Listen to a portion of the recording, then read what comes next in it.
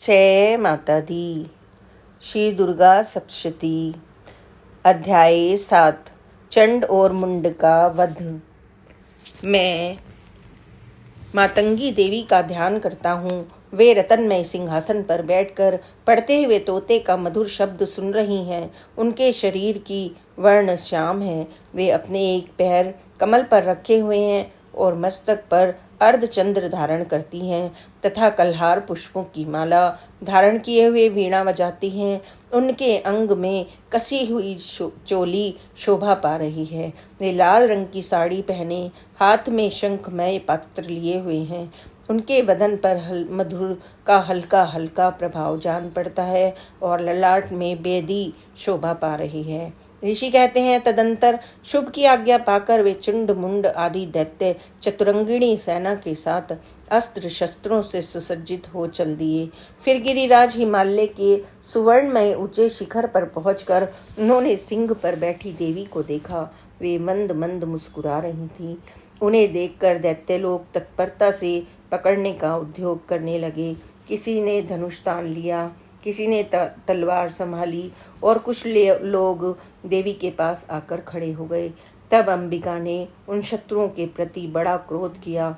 उस समय क्रोध के कारण उनका मुख काला पड़ गया, ललाट में भुहें टेढ़ी हो गईं और वहां से तुरंत विकराल मुखी काली प्रकट हुई, जो तलवार और पाश लिए हुई थी।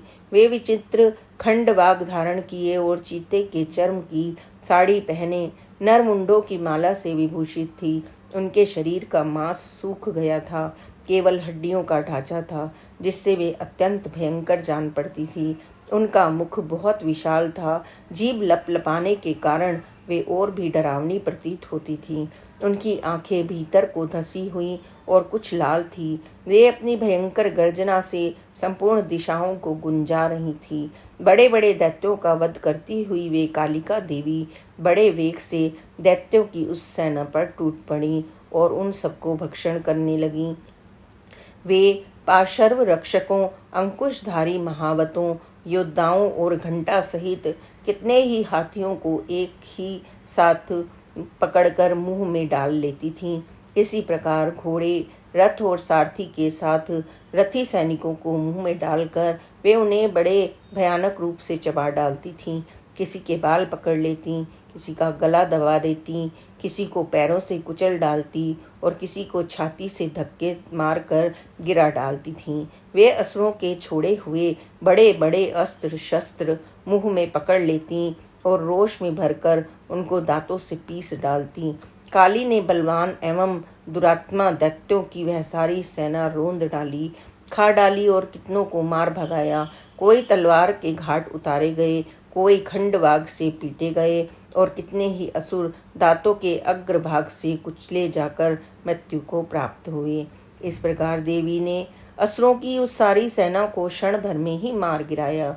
यह देखकर चंड उन अत्यंत भयानक काली देवी की ओर दौड़ा तथा महादैत्य मुंड ने भी अत्यंत भयंकर बाणों की वर्षा से तथा हजारों बार चलाए हुए चक्रों से उन भयानक नेत्रों वाली देवी को आच्छादित कर दिया। वे अनेकों चक्र देवी के मुख में समाये हुए ऐसे जान पड़ते थे, मानो सूर्य के बहुतेरे मंडल बादलों के उदर में प्रवेश कर रहे हों। तब गर्जना करने वाली काली ने अत्यंत रोष में भरकर विकट अट्टहास किया।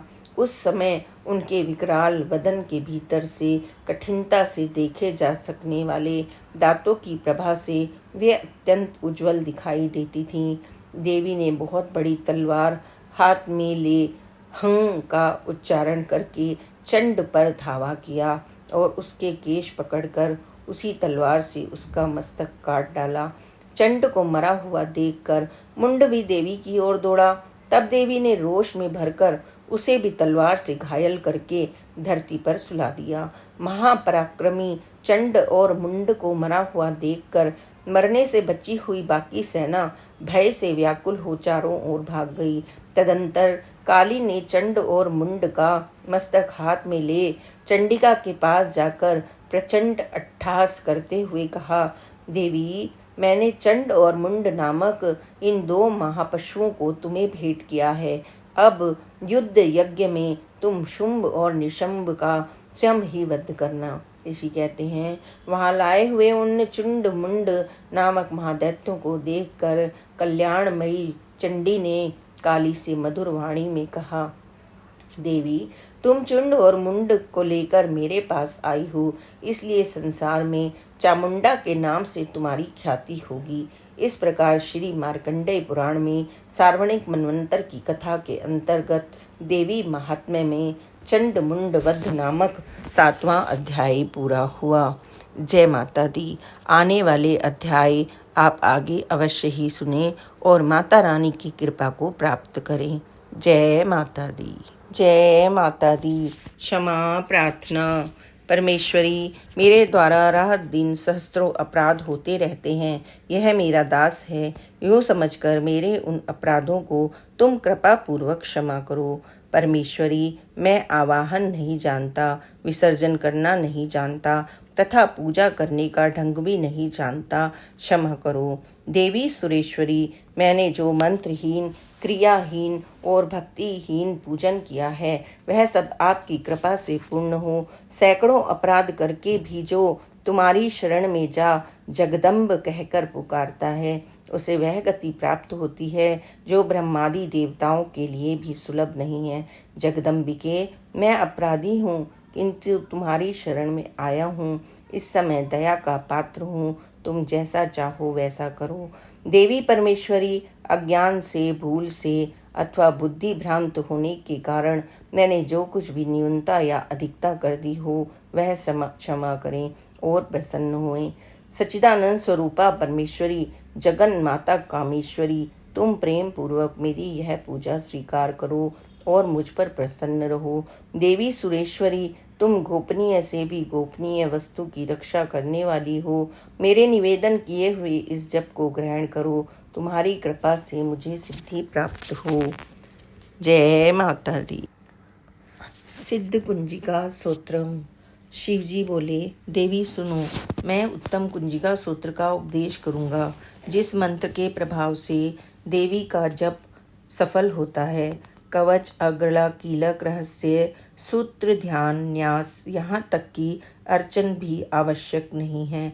केवल कुंजिका के पाठ से दुर्गा पाठ का फल प्राप्त हो जाता है। यह कुंजिका सूत्र अत्यंत गुप्त और देवों के लिए भी दुर्लभ है।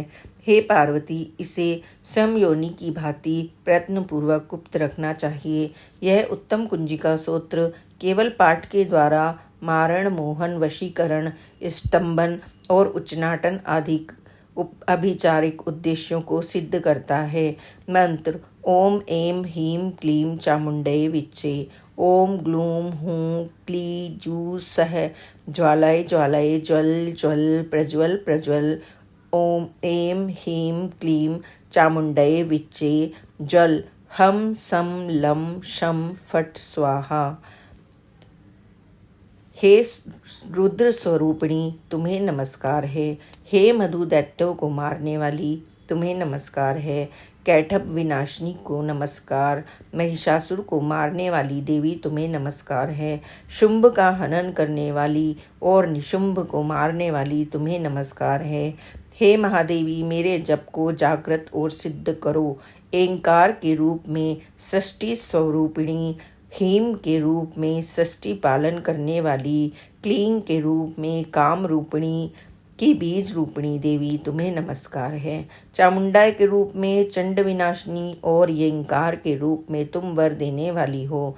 विच्चे रूप में तुम नित्य ही अभय देती हो। इस प्रकार ऐं ह्रीं क्लीं चामुंडये विच्चे, तुम इस मंत्र का स्वरूप हो। धाम धीम धूम के रूप में दुर्जटी की पत्नी हो। वांग वीं वूं के रूप में तुम वाणी की अधीश्वरी हो। क्रांग क्रीं क्रूं के रूप में कालिका देवी, शाम शीम शूम के रूप में मेरा कल्याण करो। हुम हुम हुंकार स्वरूपिणी, जम्ब जम्ब जम्बनादिनी देवी, भ्राम भ्रीम भ्रूम के रूप में हे कल्याणकारिणी भैरवी भवानी, तुम्हें बार बार प्रणाम है।